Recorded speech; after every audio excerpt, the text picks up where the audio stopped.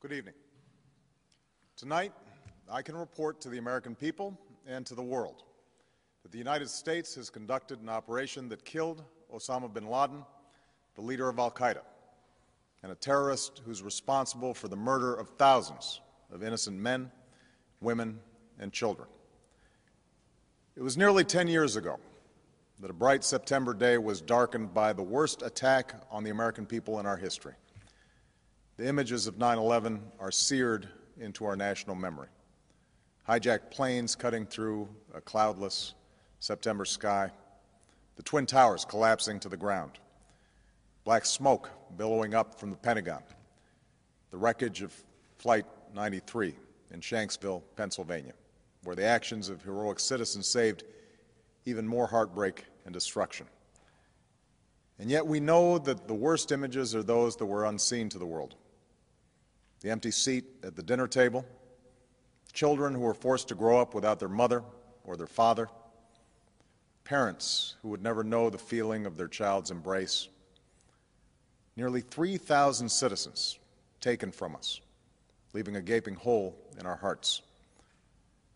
On September 11th, 2001, in our time of grief, the American people came together. We offered our neighbors a hand, and we offered the wounded our blood. We reaffirmed our ties to each other and our love of community and country.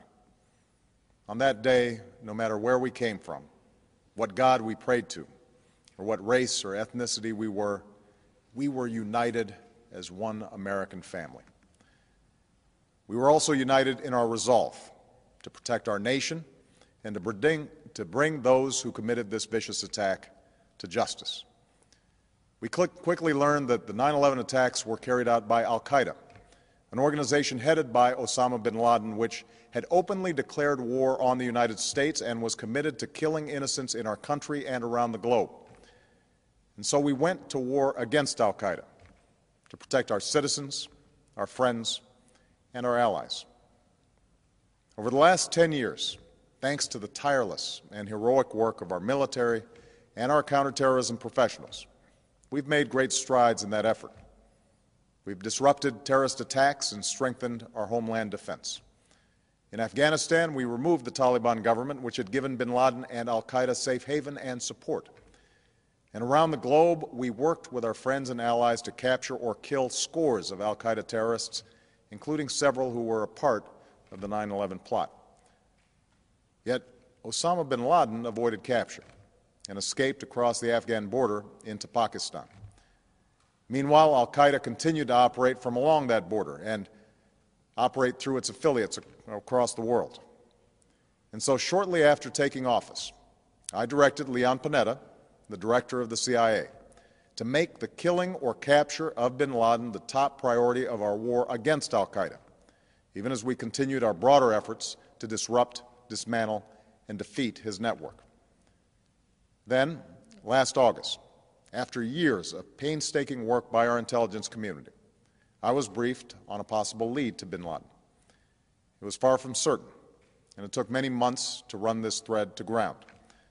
I met repeatedly with my national security team as we developed more information about the possibility that we had located bin Laden hiding within a compound deep inside Pakistan. And finally, last week, I determined that we had enough intelligence to take action and authorized an operation to get Osama bin Laden and bring him to justice. Today, at my direction, the United States launched a targeted operation against that compound in Abbottabad, Pakistan. A small team of Americans carried out the operation with extraordinary courage and capability. No Americans were harmed.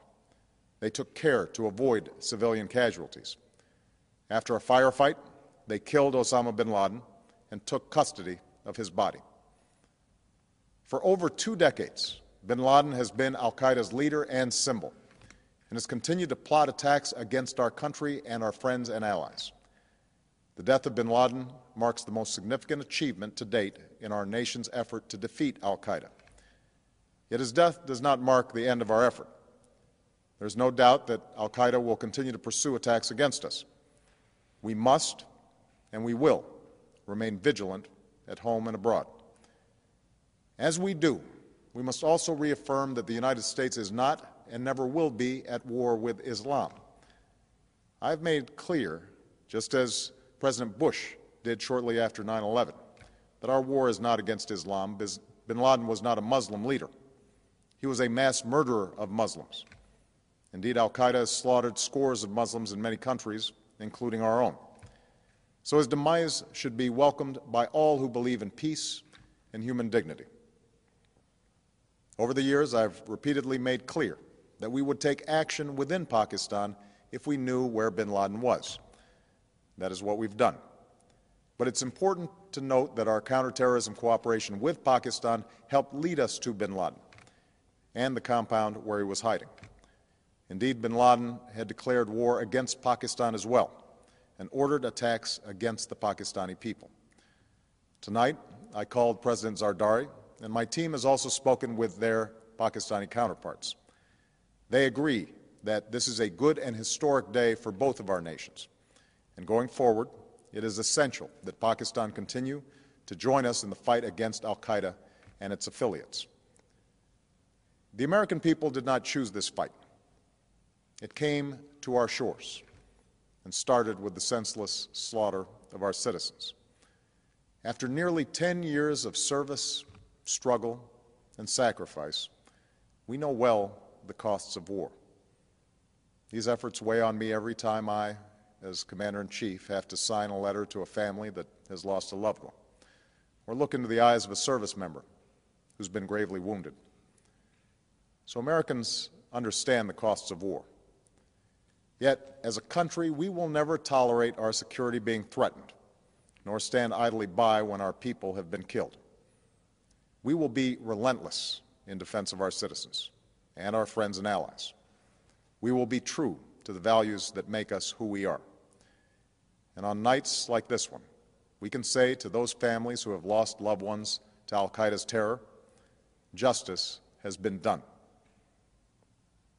Tonight, we give thanks to the countless intelligence and counterterrorism professionals who've worked tirelessly to achieve this outcome. The American people do not see their work nor know their names, but tonight they feel the satisfaction of their work and the result of their pursuit of justice.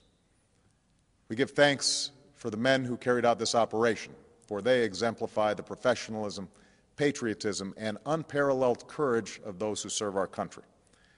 And they are part of a generation that has borne the heaviest share of the burden since that September day.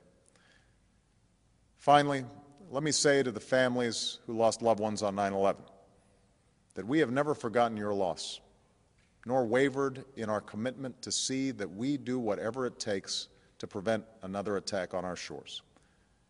And tonight, let us think back to the sense of unity that prevailed on 9/11. I know that it has at times frayed, yet today's achievement is a testament to the greatness of our country and the determination of the American people.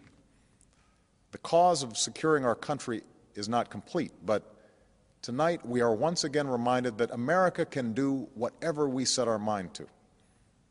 That is the story of our history. Whether it's the pursuit of prosperity for our people or the struggle for equality for all our citizens, our commitment to stand up for our values abroad, and our sacrifices to make the world a safer place. Let us remember that we can do these things not just because of wealth or power, but because of who we are. One nation, under God, indivisible, with liberty and justice for all. Thank you. May God bless you, and may God bless the United States of America.